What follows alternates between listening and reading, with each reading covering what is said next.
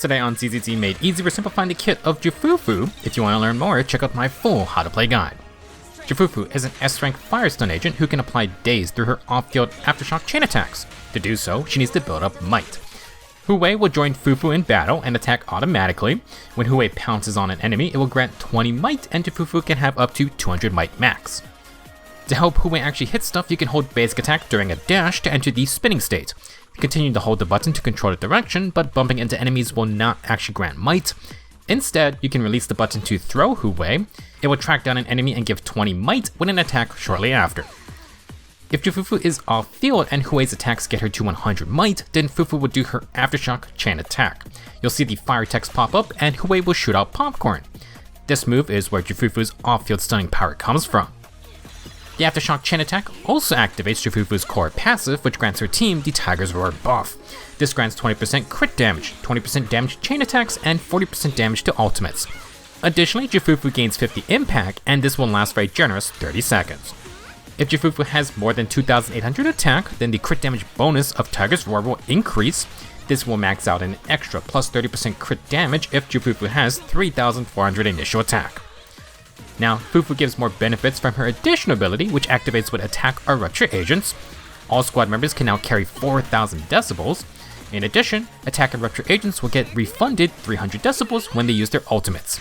This effect will include Yishuan's extra technique point ultimate. To get more aftershock activations, Jufufu can build momentum with certain moves. In the upper left, the fist icon will show momentum stacks, and the might bar is going to be on fire. With momentum, do the hold dash attack to enter a high-speed spinning state and bump into enemies to get 25 might at the cost of 1 momentum. If you switch agents while in this state, Jufufu will stay on Hui and continue to attack enemies. If she triggers her aftershock, she's gonna hop back on Hui. The high-speed spinning state will last as long as Jufufu has momentum stacks. There are 3 ways to build momentum. Jufufu's defensive assist follow-up will grant 1 momentum.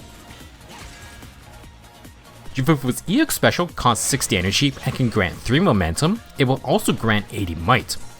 For her ultimate, Jufufu gets 6 momentum and 100 might. Use these 3 moves to keep spamming the aftershock attacks.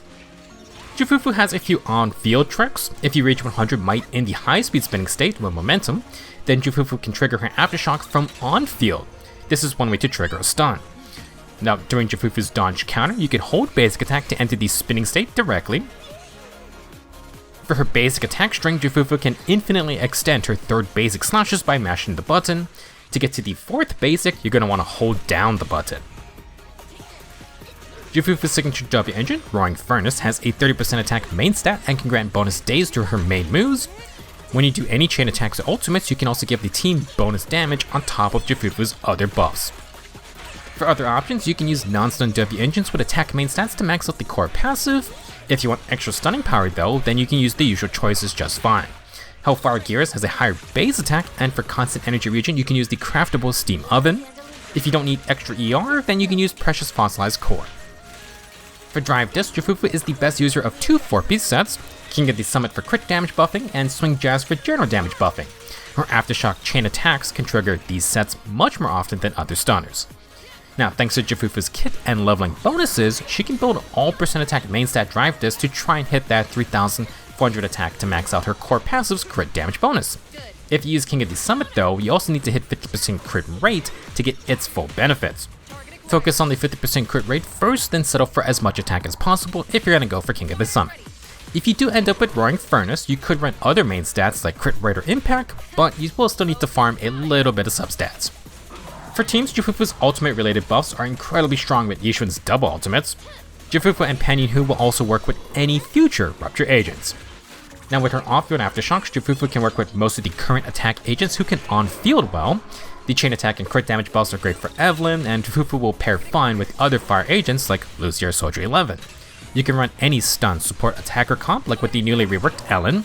You can also use double stun teams with an on-field stunner like Lycon to set up Hugo. If you already have Lighter, then you can use both him and Jufufu just to super buff up fire and ice allies while also stunning pretty quickly. Now it's not a standard comp, but Miyabi and Hadamasa have a slightly unusual synergy. Jufufu's ultimate buffs could work for a 2 ultimates in 1 stun phase type playstyle. In the future, maybe double attack or rupture teams could have a place.